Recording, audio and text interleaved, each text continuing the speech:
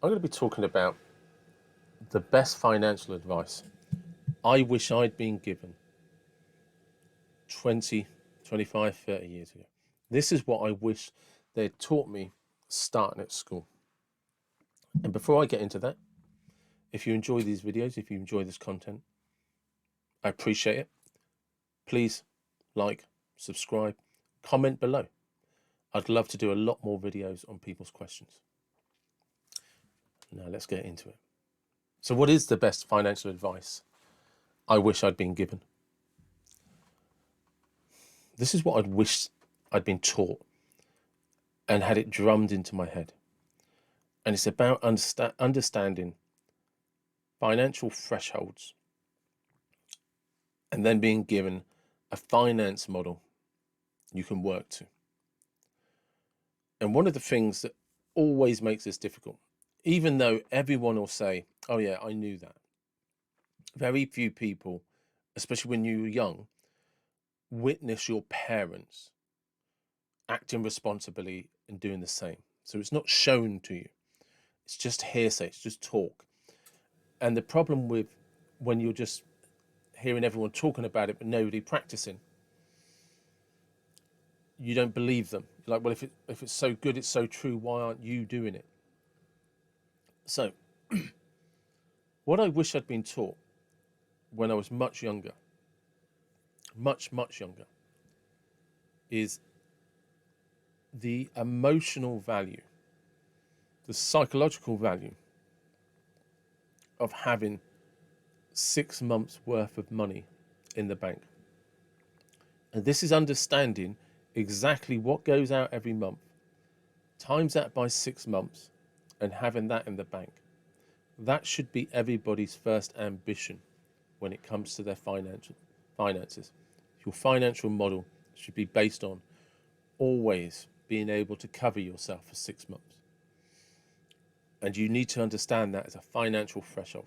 What is your financial threshold? So for argument's sake, if your outgoings are £1,000 a month, you want £6,000 in the bank, or $6,000 currency to whatever country you're in. And here's what you need to understand, the important part. When you get paid, the next time you get paid, how many days can you go before you run out of money? How long will it take? And if you run out of money, if that next paycheck didn't turn up, how much trouble are you in? And for a lot of people, you're in a lot of damn trouble. You're up shit creek without a paddle. And no one's going to come and save you. And you don't have a backup. Not everybody has the bank of mum and dad. And of course, what happens is people take out loans, they take out credit cards, they finance things. And it just compounds the problem. And it'll compound it if you're not careful for the rest of your life. And you never catch up. And you will spend the rest of your damn life worrying about debts, bills, and people coming to you. And it makes for a horrible, horrible life. So what you need to do is work out that financial threshold. This covers me for 6 months, regardless. And then you need to have sound financial practices. The first one is get rid of any subscription you don't use passionately.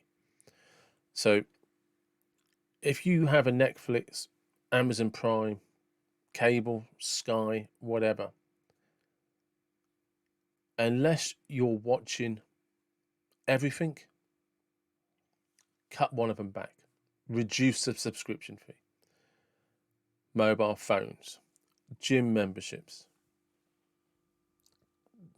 club membership, whatever it is, unless it's your absolute passion and you are using it, Get rid of it.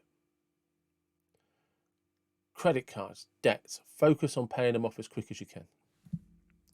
And get yourself to that place where, if it all went wrong tomorrow, you're okay for 6 months. Sure, you're not going out, you're not partying, you're not going on holiday.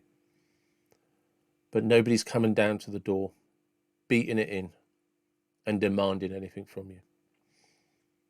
And these simple steps, and they are simple, will save you so many hours of worry and stress throughout your entire life. Understand what your outgoings are. Understand what that threshold is. And create a finance model that leaves you with 6 months worth of money in the bank. You need to know on a daily basis how long you can go without a paycheck. And if you're one of those people who's laughing, right, saying, Jesus Christ, I run out of money with 10 days to go, or I've just been paid and I already don't have any money. You're going to spend the rest of your life living like that. And when you're 20, it's funny. When you're 40, it's scary. When you get to 65, you'll wish you'd never been born. And trust me, when you're 20, it sounds great. But I'm 47, and 20 felt like it was yesterday. And it goes by in the skip of a heartbeat. And I don't even know what happened or how it happened. But here I am, and I'm 47. And you want to have a quality of life. It's not about the big house. I get it. It always seems to be about a nice car, nice holidays, big house. And trust me, there's a finance model to work towards that. But actually what you want is financial stability, financial freedom. And it's freedom from worry and stress. And my 3 main tips to help you get there. First one, I've already mentioned it. Cut back on things that aren't essential. You'll be amazed that if you can save $100 a month, that's $1,200 by the end of the year. Do you go to coffee shops all the time? Do you know what?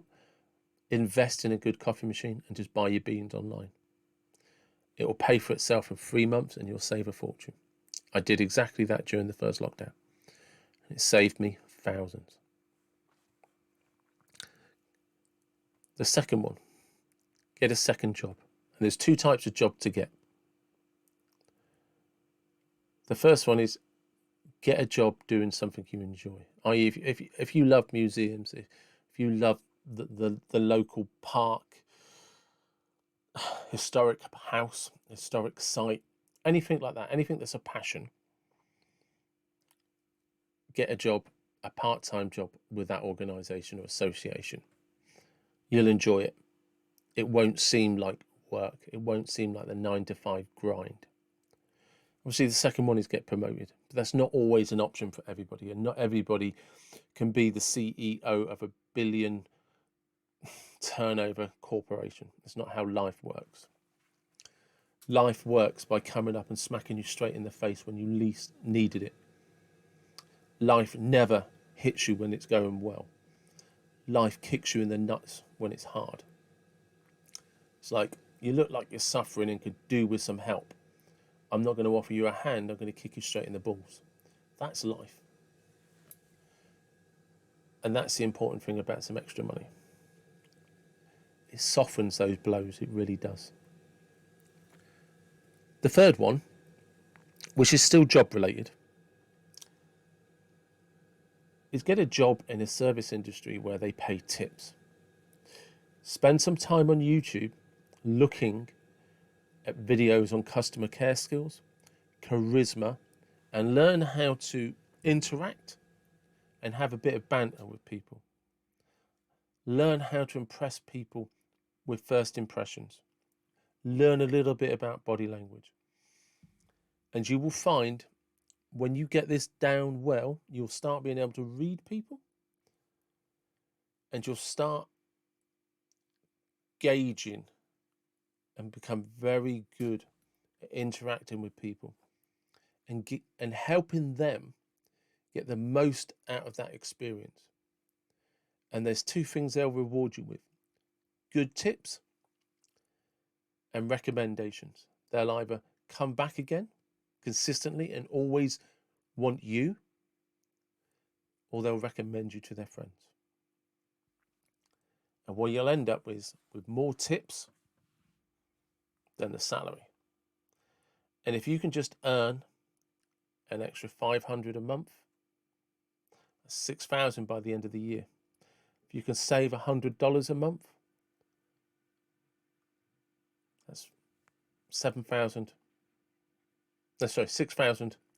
by the end of the year. Here's me giving out financial advice. I can't add up, and I'm not going to edit that out, because one of the things that's important to understand is that life is about these little errors, and you get caught out and you leave yourself open to troll.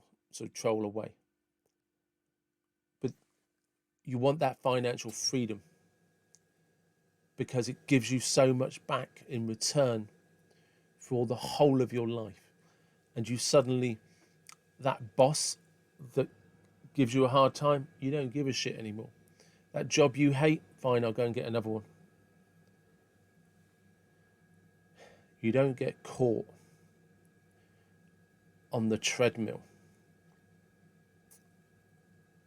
You find a freedom, an inner freedom that you don't understand. And one of the things that makes a massive difference when you adopt that financial model of always being ahead 6 months